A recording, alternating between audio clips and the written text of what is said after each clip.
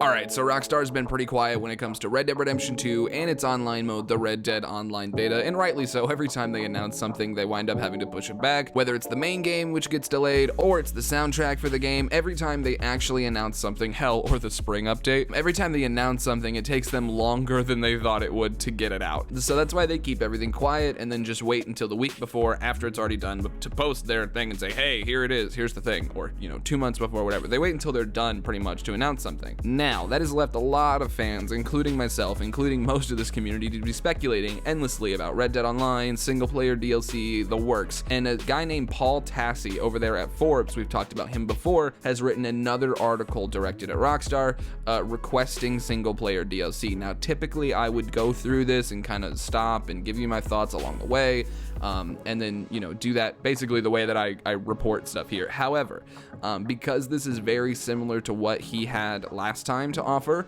I'm going to direct you guys to that video if you want to hear my thoughts about it. I'm going to try to keep this video as short as possible. I'm just going to read what he said, and then I really want you guys to let me know what you think in the comment section down below. I know we all want this. I know they're great ideas, and I know they're at the forefront of everybody's imagination. Everyone wants massive single player DLC, but I would love to know if you guys think this is realistic, or which one of these is your favorite. Just whatever strikes you from this post that Paul has, please reply in the comment section down below, and then those replies are probably going to be what makes up a longer reactionary in-depth video. All right, now that that's out of the way, here's the post from Mr. Paul Tassi, a senior contributor over there at Forbes. 3 paths forward for Red Dead Redemption 2 story DLC. Listen, Rockstar, I hate to break it to you, but I'm not playing Red Dead Online. I haven't played since about a month after launch, and I've heard no reason to return to it since. I won't spend any money there, so that $60 for Red Dead 2 is all you're getting from me. Unless, look, I don't know how much of a success Red Dead Online is, but I know it's doing a fraction of the numbers of GTA Online, and regardless, like GTA 5 before it, Rockstar's leaving serious amounts of money on the table if they don't do story DLC for Red Dead 2, which would absolutely be purchased by people like me who have zero interest in the online mode, but would pay 20 to 30 bucks easily for more story content, especially if it was on the same level as Rockstar's past DLCs. I'm not going to spend any more words trying to convince Rockstar to make story DLC, as it really should be obvious at this point, but if they did make it, how would it work? The issue with Red Dead Redemption 2 is that it's a prequel that bumps right up against Red Dead Redemption 1, with its lengthy epilogue that moves straight into the events of that game. As such, there's really not all that much side stuff you could jam into the existing story, but I think there will be 3 main options going forward. Undead Nightmare 2. I mean, it wouldn't literally have to be Undead Nightmare 2, though I suppose it could be, but the larger point here is that Red Dead could do something outside of the standard story, a standalone piece that is free to get totally wacky with the likes of zombies or aliens or whatever sci-fi fantasy twist they want to insert here. Undead Nightmare from the original Red Dead is one of Rockstar's most beloved DLCs, and I have to imagine that fans would more than welcome its return in some form or another. Next up, he puts the Sadie Adler Chronicles. Since the John and Arthur stories are pretty much set, I definitely think there's something you could do with the period of time where Sadie is off on her own being a bounty hunter. She's a great character, possibly one of the best outside the main leads, and her storyline has the possibility of its own little mini arc for a DLC that could be rather perfect. My original theory while playing was that we would either end RDR2 playing as John or Sadie,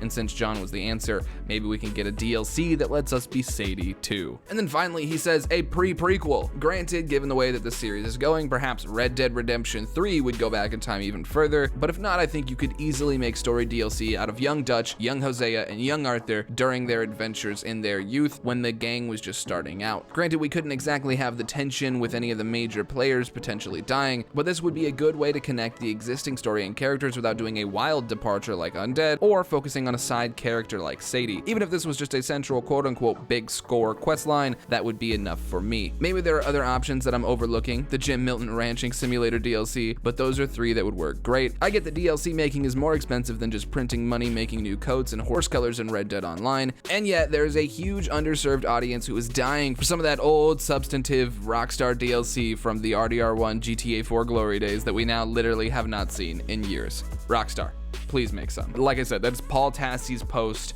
over there on Forbes. So if you guys are unfamiliar with Paul, like I said last time, he's a gaming news outlet. Essentially, he's Forbes' gaming news guy, but he does a lot of the higher viewed posts on Forbes that have anything to do with like Game of Thrones or gaming or pretty much anything that's in like pop culture-ish area, but like gaming culture, not like, you know, celebrity culture. And honestly, I feel like this is it's well thought out. It feels very similar to his last post, but like I said, I'm gonna try not to inject my feelings into this. I just want you guys to let me know what you think in the comment section down below. So what do you guys think about the DLC that Paul Tassi is proposing here? Which one do you think is the most likely? Do you think any of them are the most likely? Do you think some of them feel like entire games in and of themselves? Let me know in the comment section down below. I would love to hear from you guys. And like I said, the comments that get posted down there in this video are going to be the ones that source, hopefully, depending on how much there are and stuff like that, hopefully are going to source the next video, at least on this topic. It might not be the next video that comes out, but it is a video that I'm very interested in doing.